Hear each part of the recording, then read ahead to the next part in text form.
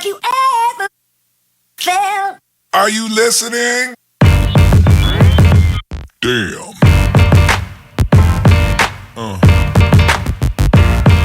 Yeah. Yeah. Yeah.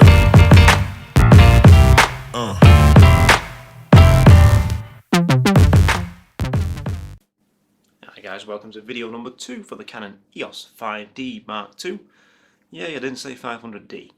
In this video we're going to have a look at the mode dial and the top plate LCD in a little bit more detail, just to show you what information is displayed on there. Now this will change based on the camera's shooting mode that you're in, and this is also true of the menu systems that we see on the back LCD, which we will get into. Now as I go through the modes and things which show up, things like metering and white balance and things like that we'll probably cover in more detail on my other channel, because it's not a camera specific thing to cover really, that's just photography stuff. So we're going to have a look at just the general layout of the buttons, what the buttons do on this camera, like my 60D tutorials were, as we go through. Now this top plate LCD here, not all cameras have this. Of course the 60D had this, but the lower end cameras don't, and I prefer shooting with a camera that does, because I find it's a little quicker to work on, going from environment to environment where your lighting and the settings that you're going to use may well change more frequently. Personal preference is not something you have to make great photographs. All you need is the camera, lens and light, okay? And then you have to figure out the rest. But that said, I do like it. Now, there's a button here on the end with a little light bulb. Okay, now when we press that, the screen will light up. Now we can't really see it with those lights on, so it's about to go very dark in here. Yeah.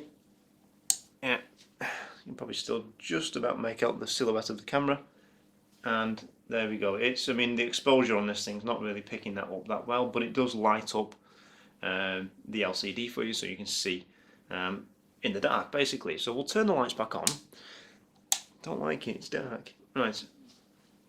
And we'll have a look first just quickly at the mode dial. Now, like many cameras or Canon EOS cameras, we have manual mode. Next to that we have bulb mode. Okay, now bulb mode, you can lock the shutter open for longer than 30 seconds. That's the lens trying to focus, noisy 35mm. Okay, the slowest shutter speed on DSLRs is typically 30 seconds, so if you want to go to longer you need to kick it into bulb mode. That said, I wouldn't recommend hand holding something that long. I wouldn't recommend hand holding anything 30 seconds long really. It's a tripod job, and I would recommend getting a remote trigger so you can lock the shutter open without having to actually touch the camera, because you're going to introduce some shake and some movement. That said, you might want the shake, who knows, depends what you're trying to do. Custom 1, whereby you can dial in custom settings. Custom 1 on mine is set for studio shooting in the typical kind of studio settings. It doesn't mean I'm always going to shoot at f8, but it gets used quite a lot. 125th of a second for using with the studio lights, because they need a slower shutter speed to maintain sync with flash white balance, shooting raw, metering evaluative, although with studio lights doesn't really matter at that point, ISO 100 and f8. Okay, and it's using one shot focus and single shot, so I'm not going to motor drive because there's no point, the lights won't keep up. C2, I don't really use C2 and C3, they've got some random stuff in their set, but you can basically set 3 custom settings using C1, C2 and C3.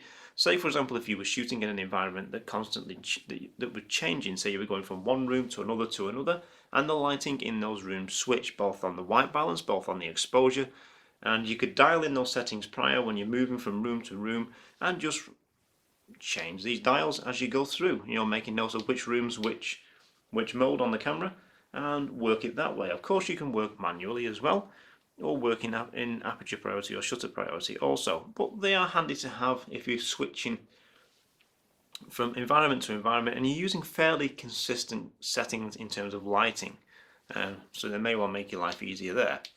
Now, manual mode there, and we've got AV, which is aperture value or aperture priority. We dictate by changing, okay, the front wheel here. The rear wheel, okay, will allow you to add exposure compensation plus 1 stop -1 stop to +2 or -2.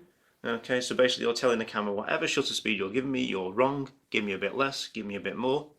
Okay, on the front dial here, we can tell the camera which aperture to shoot in, and it will give us a metered shutter speed there. It's saying 4 seconds because the lens cap's still on. Okay, so if I take the lens cap off, it will now read 30th of a second. Okay, because there's a fair bit of light coming from the video light there. Okay, now the next mode on the dial is time value or shutter priority, whereby we dial in the shutter speed. Okay, so we tell it what shutter speed that we want.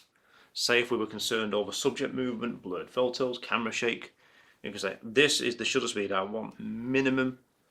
You give me the aperture that you think is correct based on the ISO that I'm using.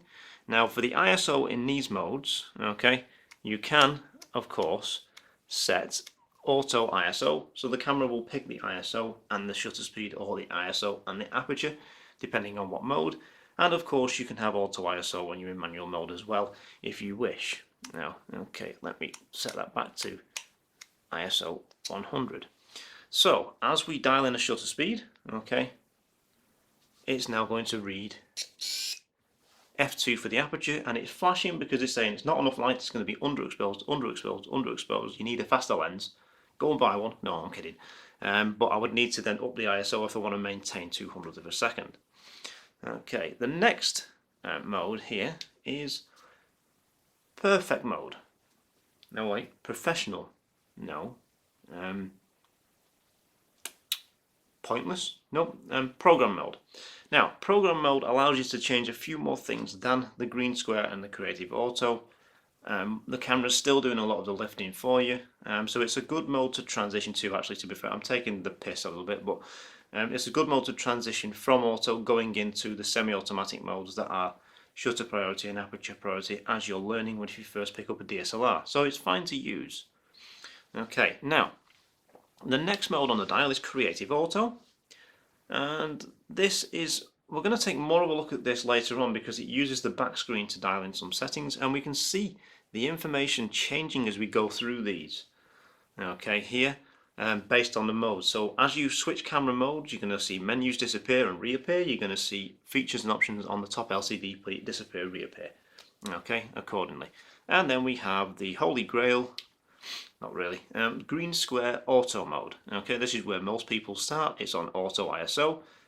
AI focus, where the camera will decide whether it's a moving or a still subject. Okay, and it will work through from there, basically doing all the heavy lifting. It's going to pick the autofocus points for you, which is really bad for portraiture because it's going to pick the greatest point of contrast and the nearest thing to the camera.